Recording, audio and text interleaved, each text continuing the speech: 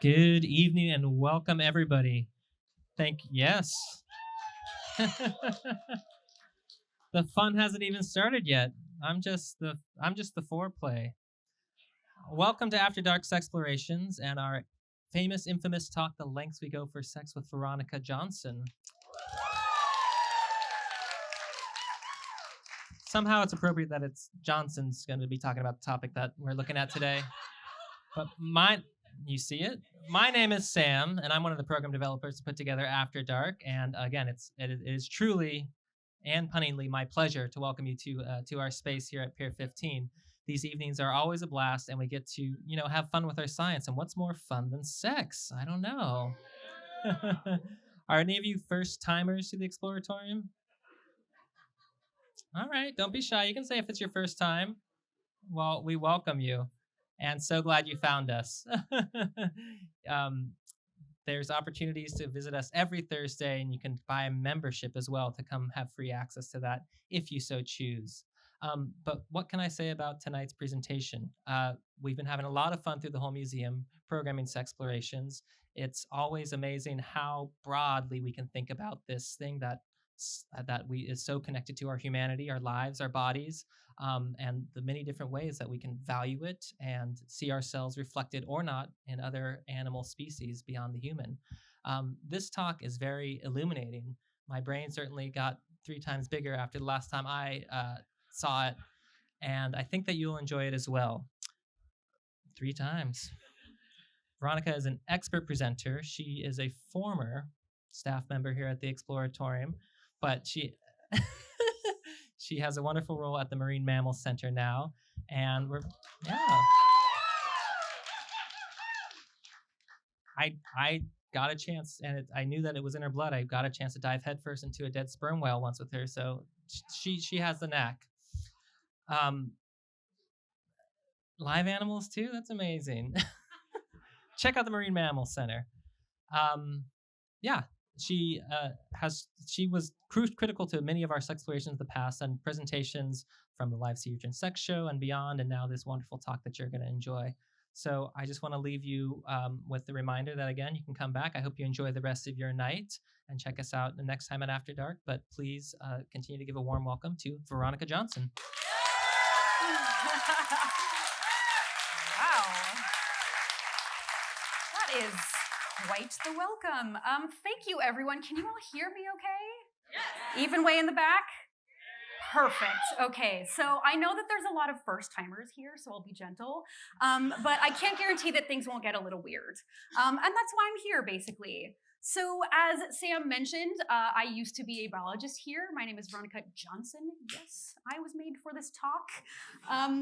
And I used to work here as a biologist. I could be doing things from like watering plants, feeding fish, fixing exhibits, working with human cell lines. I could be collecting mussels from that muddy bucket for Department of Public Health biotoxin monitoring programs, which is a mouthful.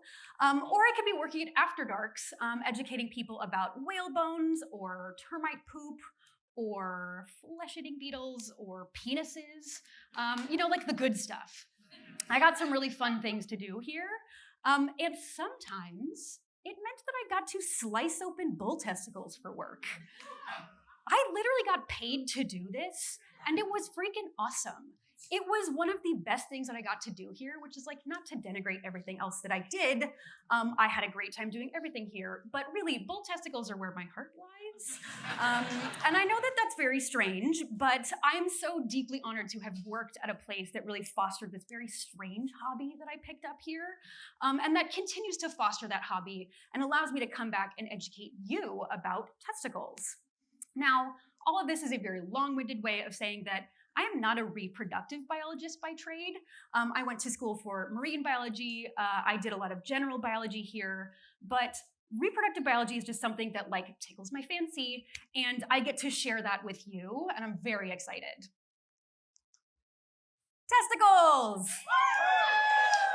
That's why we're here, right? We love them, I hope. By the end of this talk, I can almost guarantee that you'll have a better understanding and deeper love of your own testes, if you have them or if your friend has them. I don't have any, but I'm gonna be like referring to mine, but just they don't exist. They're just a figment of my own imagination. I just wish that they were there. So we're going to start in the testicle where everything starts, and that's going to be in the seminiferous tubules.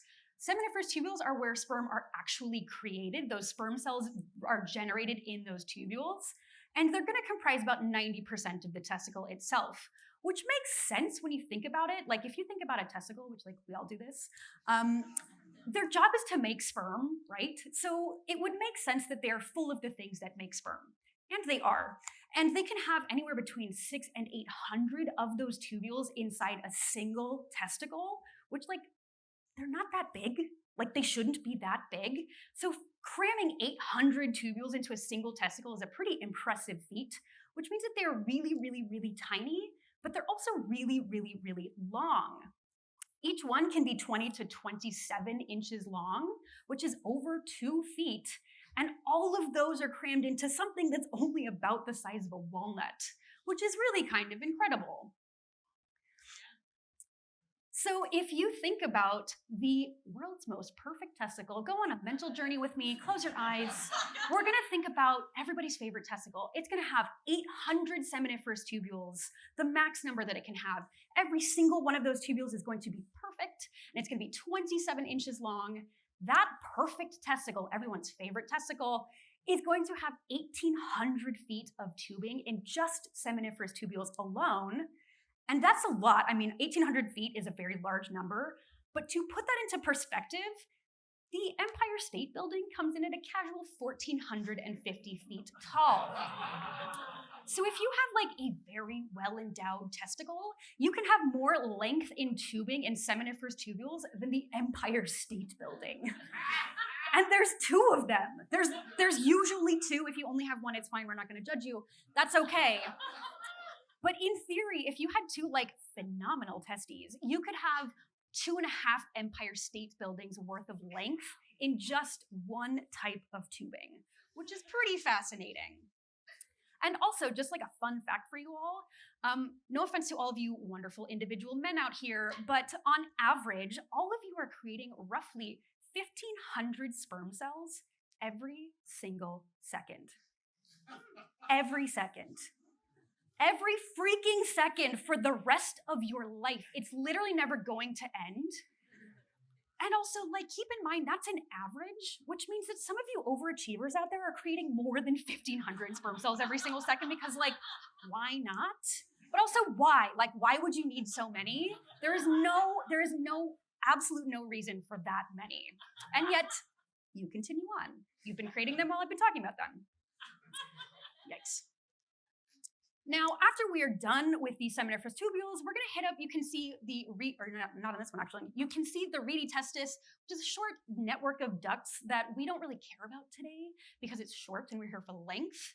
We are size queens today and today only. So we're just going to say like, okay, reedy testis, on to the epididymis.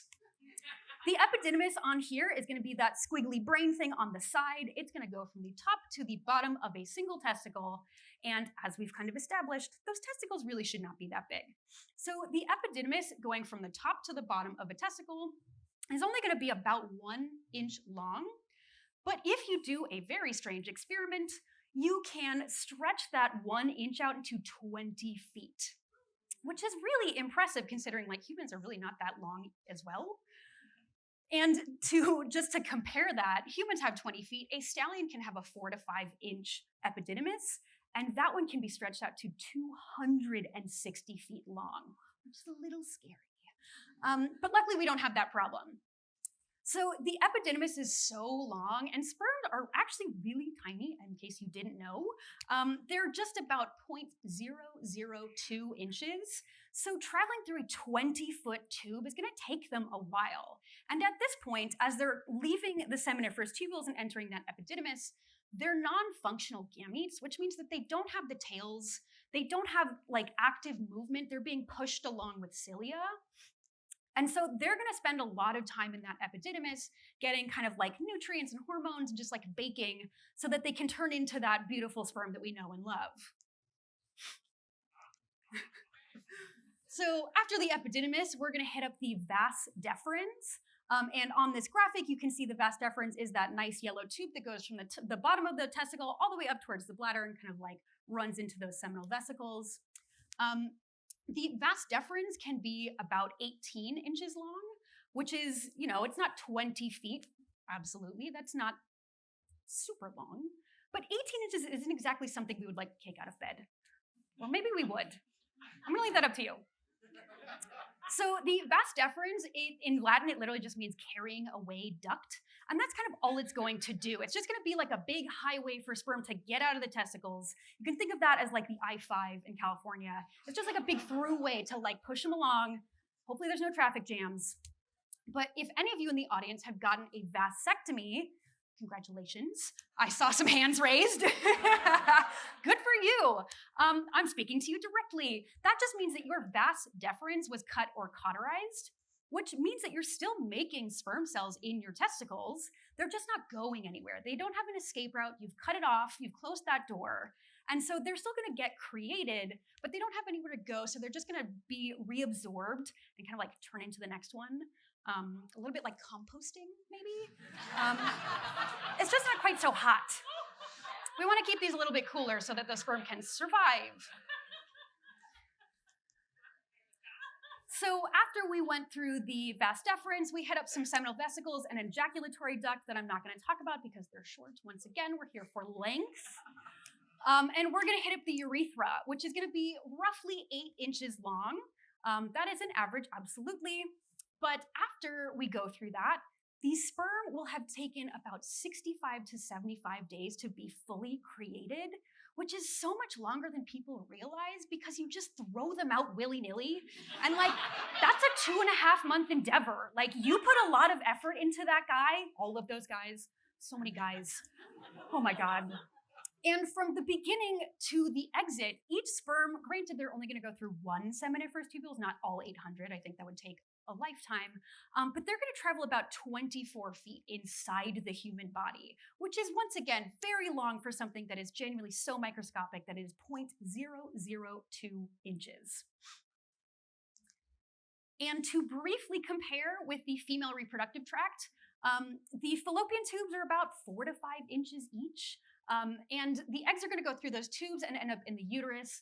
And if they don't get fertilized, they're just going to kind of disintegrate and come out in your normal period. So at that point, it's not really traveling, but like if we wanted to be really generous, which like fine, that's fine. The uterus can be about 3 to 4 inches long, and the vagina can be about 3 to 4 inches long. So an egg is really not traveling that far. It's about a foot, give or take, depending on the female. And so it's really not to compare to the 24 feet that a sperm is traveling inside a male body. Now, of course, if that egg was fertilized, that would turn into something entirely different, and that reproductive tract is going to do some tremendously impressive things in its own right. We're not going to knock on this reproductive tract at all. We're just not going to focus on it today.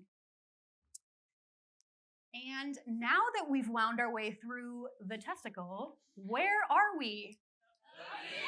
Yes! Oh, music to my ears. For those of you that have always wanted to play the penis game without being like judged or anything, now is your chance. So if anyone wants to chant with me, where are we? The penis! Yes! Oh, gorgeous. So now that we've established that like testicles are incredible, you should give them like a good job, guys. They're working really hard. We're going to talk about penises because why not? And we're going to talk about the largest ones because why not? So does anyone have any guesses as to what is the largest terrestrial penis? I don't know that sperm whales live on land, but good guess. Terrestrial penis. I think I heard something. Oh, I heard it. It's the African elephant. Yes! So this one makes some sense. African elephants are very large mammals, so it would go to stand that they have a very large penis. And they do. They do not disappoint. African elephants can be 13 feet long. Their body can be 13 feet long, not their penis. That is a very important distinction. The African elephant males can be 13 feet tall, and they can have a 6 to 6.5 foot penis, which is taller than I am as like a full-grown human being. And what I didn't mention is that I like to craft, so I made a penis for you all. So I'm gonna have my lovely assistant hand me my penis. Thank you. And this guy.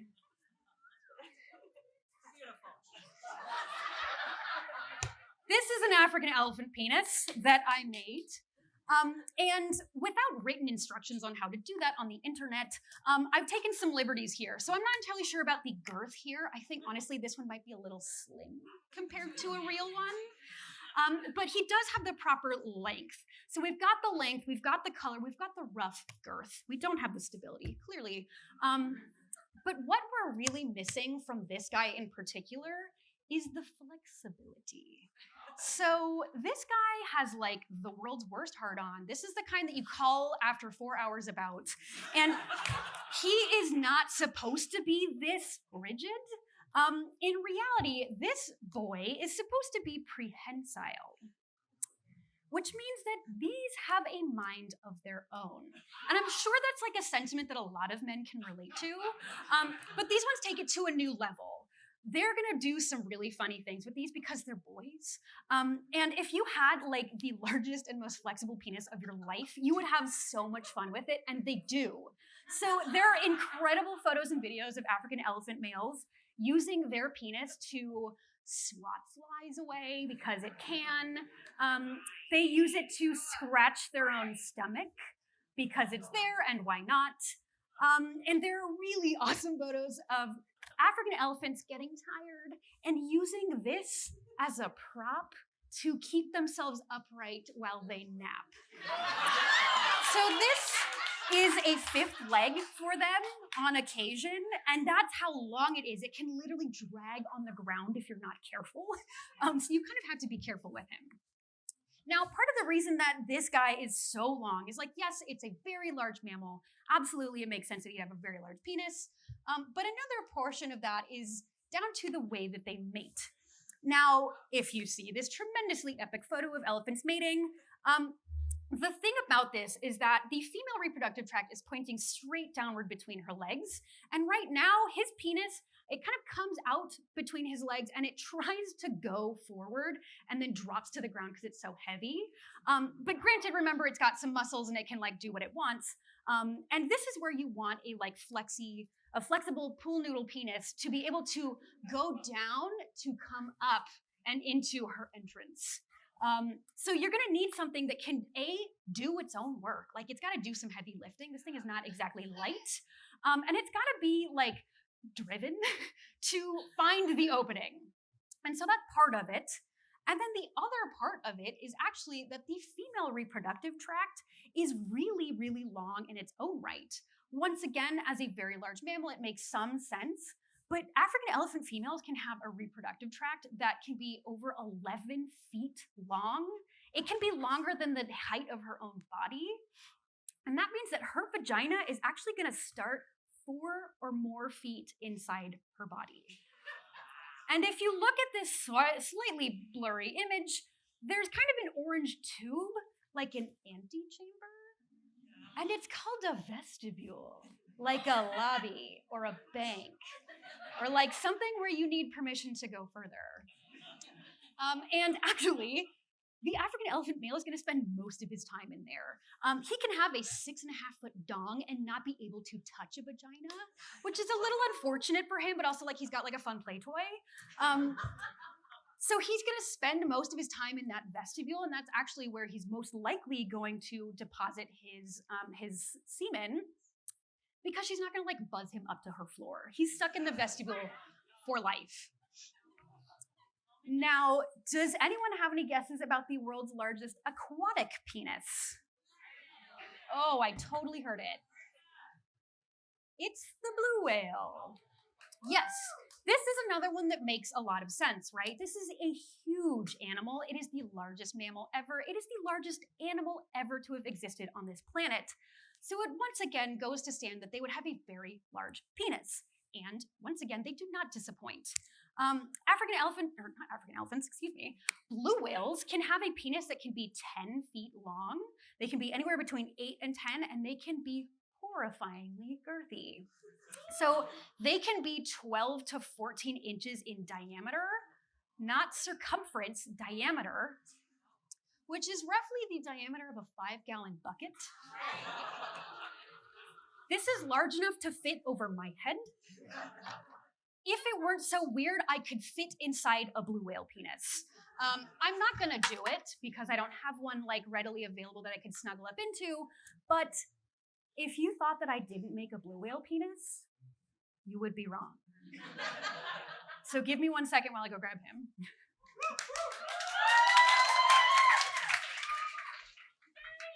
Oh my goodness, where is he?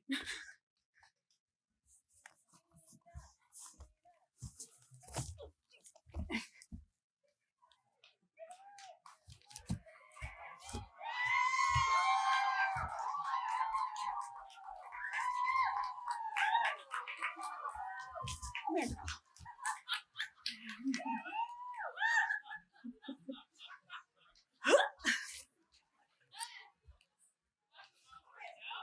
Everybody meet Joe. You can say hi, Joe.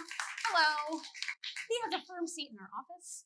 And this is the average Joe penis. Although, to be totally fair, as I made him, he grew a little bit, which, that happens sometimes. So he's a little above average, but he doesn't think that he is. So Joe here is roughly 10 feet long. He is about 14 inches across at the base. So he is a little above average today, but that's not a problem. And you can see this nice curve. That was not like an artistic thing that I did. He's also prehensile. Just like the African elephant, this guy is gonna be able to do what it wants. And you it makes some sense. Like you wouldn't wanna have this 10-foot lamppost attached to your body as you're swimming through the ocean.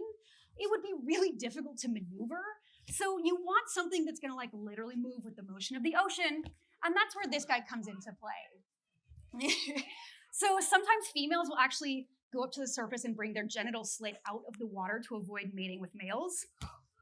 And if some guys are too bold, they will literally bring their penis up and out and down and back in, which is questionable. I don't recommend that, but it seems to work for them. So he is not only prehensile, he's gonna create 5 gallons of semen every time that he ejaculates. And to compare, this is what a very impressive man can produce. This is a different type of dry January challenge. This is if someone went the entire month of January with nothing and then was given, Pam Anderson or something. It's quite literally a drop in the bucket. So next up, we're actually going to talk about something you might not totally expect, which is going to be the world's largest penis in relation to body size. So yes, 10 feet tall is tremendously large. We're not going to hate on this guy. But when you think about it, a blue whale can be 80 feet long and have an 8-foot penis, which means that his penis is going to be 1/10 of his body length. That African elephant can be 13 feet tall and have a 6.5-foot penis. So their penis is going to be about 50% of their body length. But the next one we're going to talk about is going to blow them out of the water. So I'm going to put Joe just off to the side so he can loom over me. Stay, boy. Okay.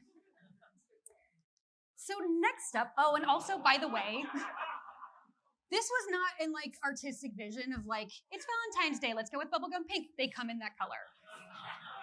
They're more festive than gray whales, which is a little drab. So it's kind of cute. So next up, we're going to talk about barnacles. These guys?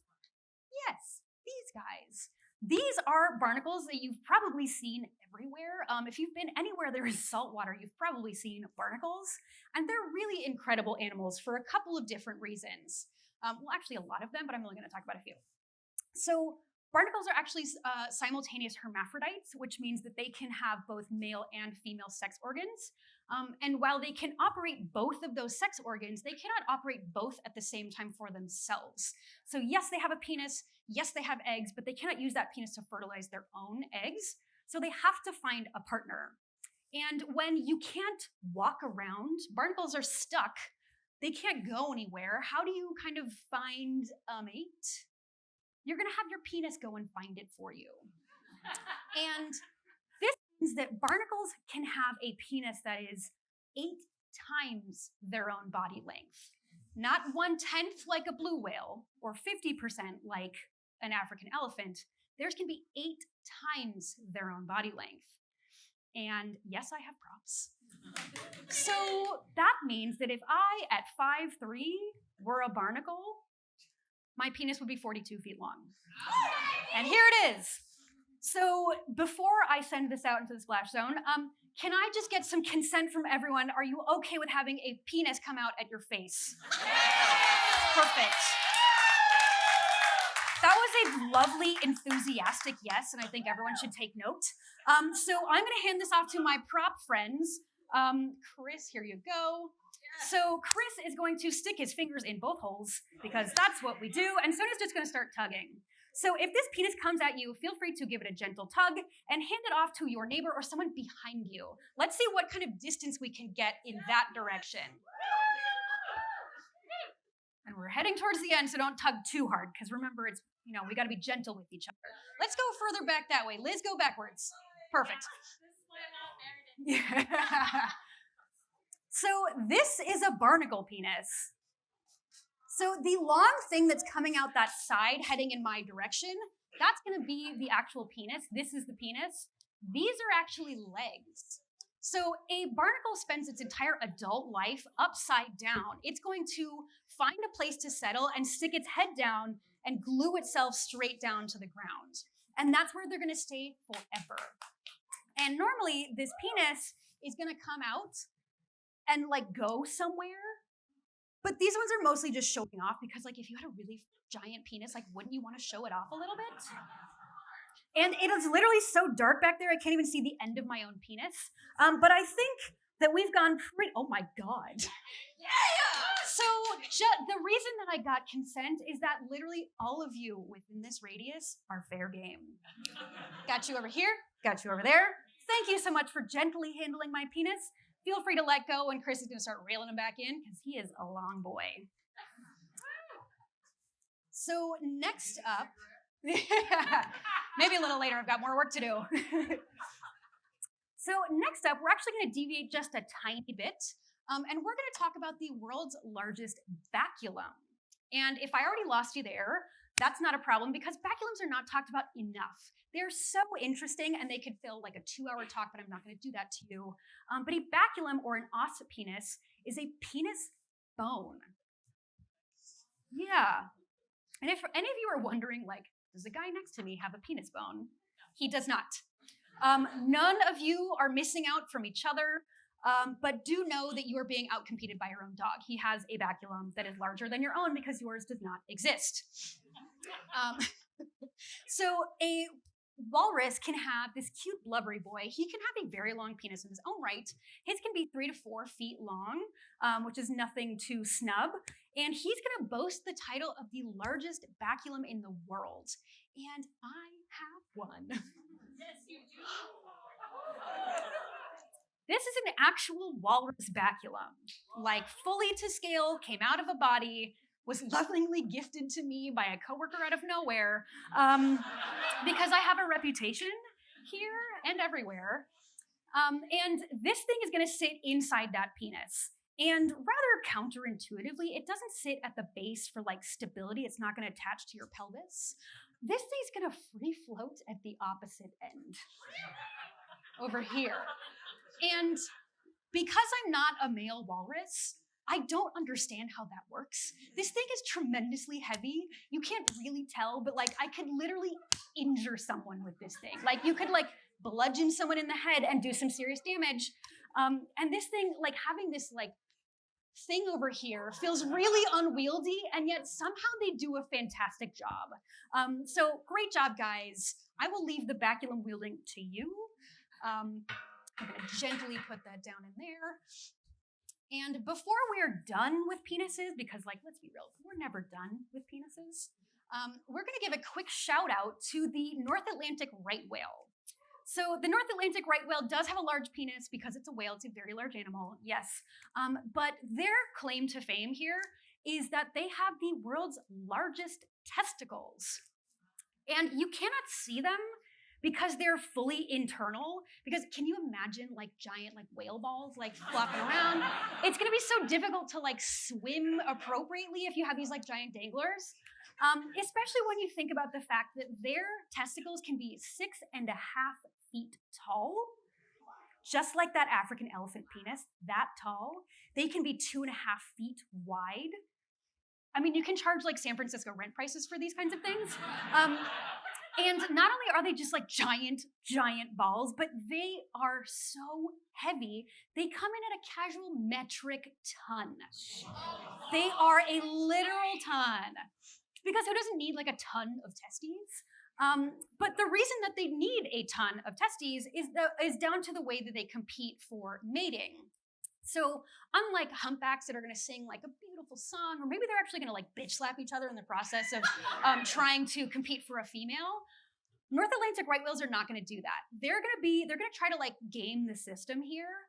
And so those huge nuts come into play when they are mating with a female, because their tactic is called sperm competition. And that means that they're going to compete with the sheer volume and quality of the sperm that they can create. So they're going to quite literally flood the field and flush her out and try to get anyone else out of there that may have been in there before them. And they're trying to get every freaking raffle ticket that they can and just try to win by sheer numbers. And that's why they have a testicle that I could live inside. And now that we are done with giant testicles and penises, the back third of this talk is going to be about really incredible bad bitches in the animal kingdom, because they deserve a shout out. And so we're going to talk about some really impressive ladies that go to some pretty crazy lengths in order to reproduce. So the kind of softball version is the praying mantis. And this is one that people have probably heard about before. This is that female that's going to eat her male counterpart when, after she's done mating, or maybe a little bit before, because she's hungry and he's there. But this makes sense. So a female has a huge job ahead of her. Creating eggs is really energy costly. Being a mother is really energy costly. No matter what kind of input she's giving to these offspring, it's going to be a lot of energy for her. And so she needs a snack for the road. And she has one in the form of a freaking protein bar that is standing in front of her. So why not just start snacking? She's got a crunchy friend, and she's going to utilize him to help her further her offspring. And they're also his offspring, so he's contributing in a big way. She might let him finish. She also might not, and that is her prerogative. So get yours, lady. Good for her. And next up, we have the banana slugs. People might have heard of these. These ones fall into a funky category because technically they're actually hermaphrodites. They're not strictly female, but as a UC Santa Cruz alumni, go banana slugs. That's why they're here. And also because they're very strange and they do some really cool stuff. So banana slugs are hermaphrodites, so they have both male and female parts inside them, but once again, like that barnacle, they cannot use both on their own body. So they have to find a partner. And while this photo is not super indicative of how they actually do this, they're gonna lay down this beautiful picnic blanket of slime to do it on. And then they're gonna bite each other, because that's normal. And then they're gonna mate for hours, actual hours. And before you start thinking sign me up, I love biting and a lot of sex, banana slugs choose violence. So maybe stop before you get really started. banana slugs are going to mate with each other by forming this cute little yin-yang here. These squiggly things in the middle are going to be their penises, and they're going to bring their penis out of the side of their head and stick it into the side of the other one's head, because that's normal for them. If you have that condition, you might want to see a doctor. But for these guys, it's working out pretty well, except when it doesn't.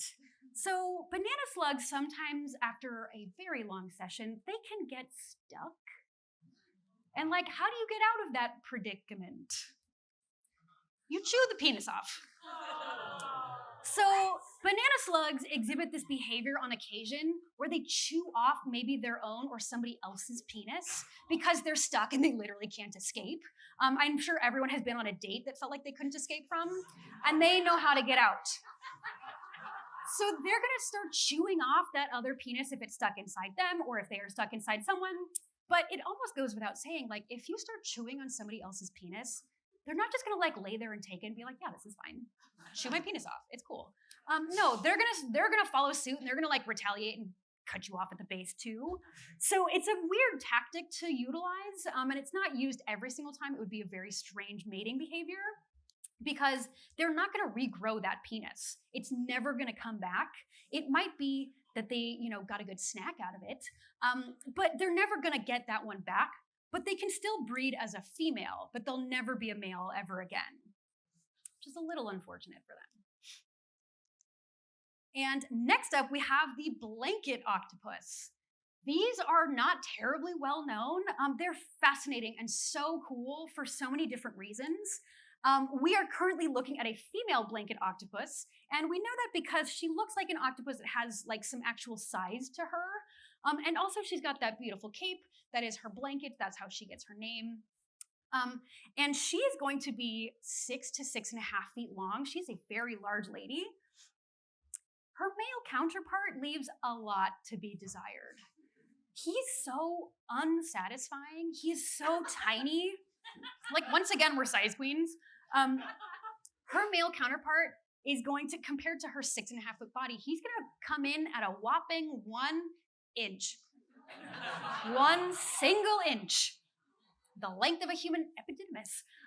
He's gonna be teeny tiny. And for the longest time, people didn't even know that they were the same species. They were so different in size.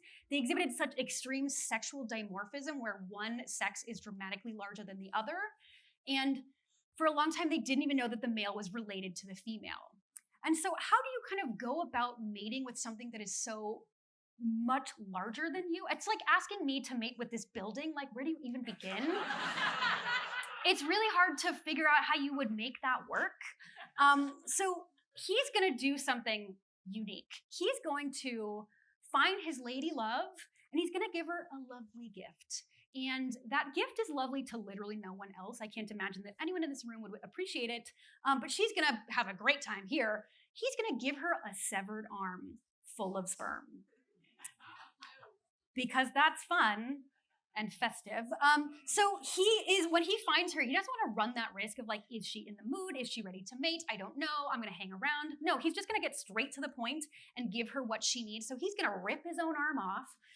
It's going to flood with sperm, and he's going to stick it up in her body, in her mantle cavity. And then he's going to go die quietly because he's like fulfilled his destiny. He's got nothing left to offer. And she's gonna go about her merry way with a severed arm full of sperm inside her body.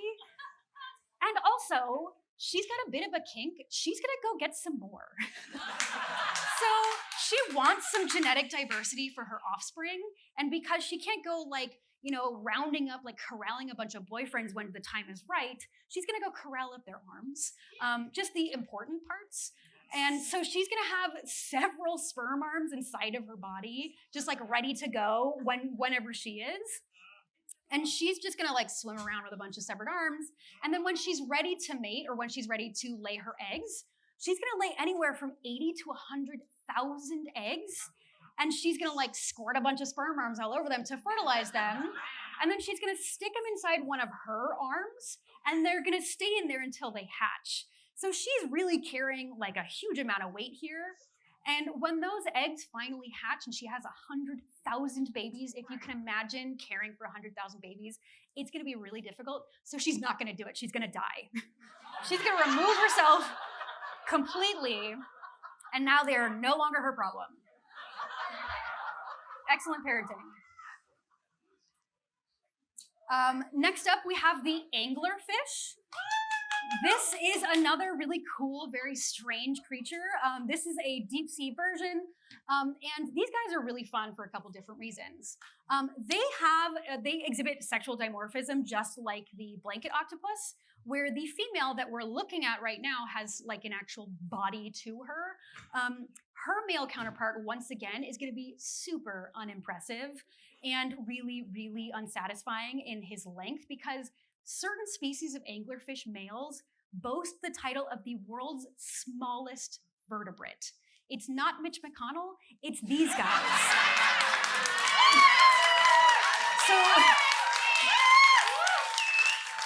So these guys are going to they're going to be less than half an inch long. And she's going to be over 500,000 times heavier than they are. And she's going to be over 60 times larger than they are. And so once again, like, how do you mate with something that is so dramatically larger than your own body? And the way that they navigate this kind of confusion is the male is going to be an utter dick, and he's going to bite her in the stomach and never let go. So you might not actually have noticed because he is so unimpressive, but this is a male. You probably didn't even see him because he doesn't matter. She, on the other hand, matters a lot. So she's really impressive because this male, not only is he a jerk, he's biting on, he's staying there for the rest of his life. He is going to stay there, and he's going to become so utterly useless that his tissues are going to fuse with her own. His blood vessels are going to fuse with hers. And because he contributes literally nothing, his eyes are going to begin to atrophy. They're going to start to shrink. Certain organs that he's no longer using are going to atrophy. But the kicker here is that his testicles will continue to grow, because that is all that he's good for. And that is the only reason that she keeps him around. Like, let's be honest.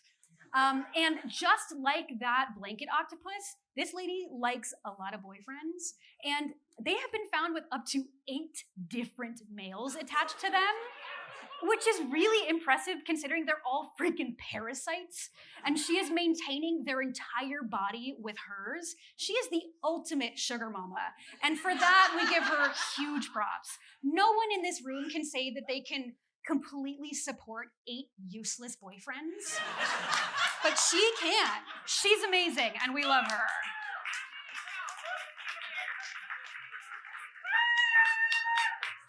And certainly not the last, but certainly not least, to close out this string of strong ladies, we're going to go back on land, and we're going to talk about the spotted hyena. Now, spotted hyenas have gotten a really bad rap. When you've been villainized by the likes of Disney, it's kind of hard to come back from that. But they're really incredible creatures for so many different reasons. And I know that I've said that about literally everything tonight, but it's really true, because spotted hyenas are super cool, and there's so many things to love about them and the way that they live their lives.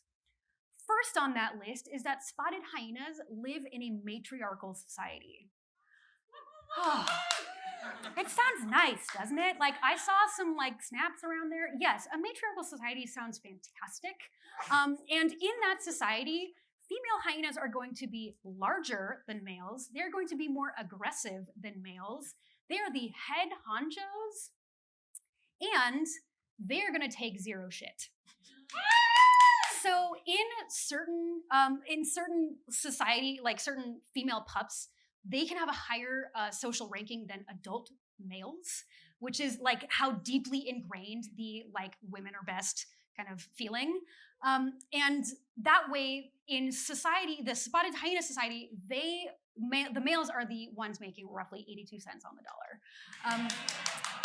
So not only are the spotted hyenas running the show, but they go to some pretty extreme lengths in order to reproduce as well. And one of the best things about living in a female-dominated society is that, once again, these females are going to take zero shit from the males. When it comes to mating, there is no funny play. If there is a male that they don't like for literally any reason, maybe he's too pushy or aggressive or he smells bad, it literally doesn't matter. If he rubs her the wrong way in any way, she's going to attack him. There's no question asked. It's like, absolutely F you, get out of my sight. But on the flip side, if a male is maybe willing to bow to her, which is an actual tactic that they use, like, milady, or if he spends quality time getting to know her, she's actually far more likely to reproduce with that male, which is just like some food for thought for a lot of men out there. Another reason that we love the spotted hyena females is that they have stolen the thunder from males in a huge way. Now, as you can see, we have a penis and a penis. But over here we've got a female, and over here we've got a male. So you might notice that this one's ever so slightly shorter. It is ever so slightly rounder, but really like not really that different. And this is the female pseudopenis. It is not technically a penis, but it is a pseudopenis, and it is actually a very, very large clitoris. Yes. Now, like, good for her. So the female has evolved this huge clitoris that looks shockingly like a male's penis. And not only that, they have over time evolved to have their labia fused together, and they contain like fat pouches and connective tissue. So to the untrained eye, a female can look like she has both a penis and a scrotum. So she effectively looks just like a male. And this pseudopenis is a functional organ. Like, it can do all kinds of things. It can get erections.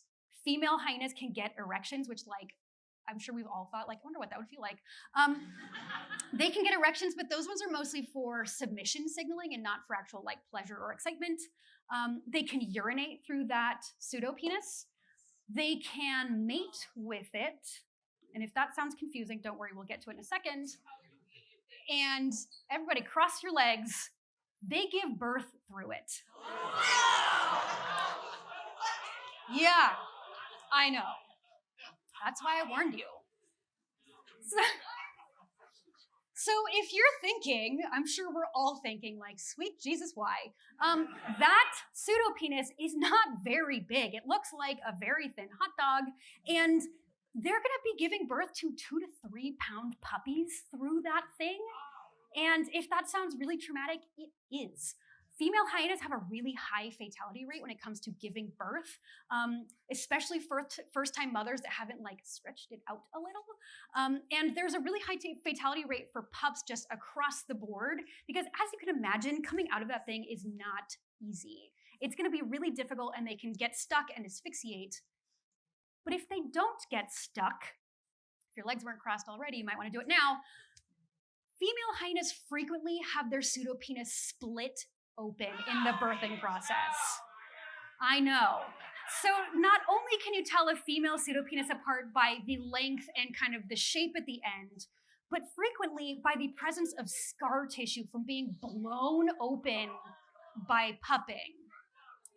And if you're thinking, like, why the fuck would they do this? There is one last saving grace to the pseudopenis, and it's a really big one. So the pseudopenis is basically a fail-safe way for females to maintain complete control over which male she's going to mate with, which means that in order to actually reproduce with a male, it is 100% dependent on if and when she gives consent. As she should. This is what comes out of a matriarchal society. It's wonderful. I mean, aside from like blowing up your clitoris. So when you think about them mating, like the pseudopenis and the penis look almost identical. Like, how do you like shove those two together? And this is another thing where the female has some control, and this is actually where she has that control. If she finds a male that she says like, yes, and enthusiastic, yes, I would love to mate with you, let's do it. She's going to roll back up her pseudopenis, kind of like tuck it back up in there, kind of like pushing up a shirt sleeve. And she's gonna expose the opening that he needs to do his job. But she's got one last trick up her shaft. So if you look at the way that this reproductive tract is situated, if she's going to be bred through here, these sperm have a very long way to travel before they hit the vagina up here. And you can see that this bladder precedes the vagina. So let's say she said yes, she gave consent, she rolled up her clitoris, and he entered her and she just started thinking about her grocery list, or maybe he stinks, or maybe she doesn't like him. For literally any reason, she is allowed to change her mind. She can decide, you know what, I don't want to procreate with this male. Maybe I want to mate with him, and that's fine and cool. But maybe I don't want to have his damn babies. She can just urinate and flush out all of his undeserving sperm. And that way, she gets to maintain complete control over her future and whether or not it will have offspring in it. And for that, we give her a fuck yes to the spotted hyena. Yes. Good ladies. And one final fact to give to you before I close this all out, just to circle back to that statistic I threw out there about all of you men creating a bunch of sperm cells. We're in the Canbar Forum today. There should be roughly 200 people in here, so statistically speaking, about 100 of you should be men. And while all of you are creating 1,500 sperm cells every single second that I've been up here yammering about testicles, that means that in the time that I've been up here, you all have quietly filled this room with 360 million new sperm cells. So thank you for sharing. Give yourselves a hand. And thank you all so much for joining me tonight. I hope you learned something new.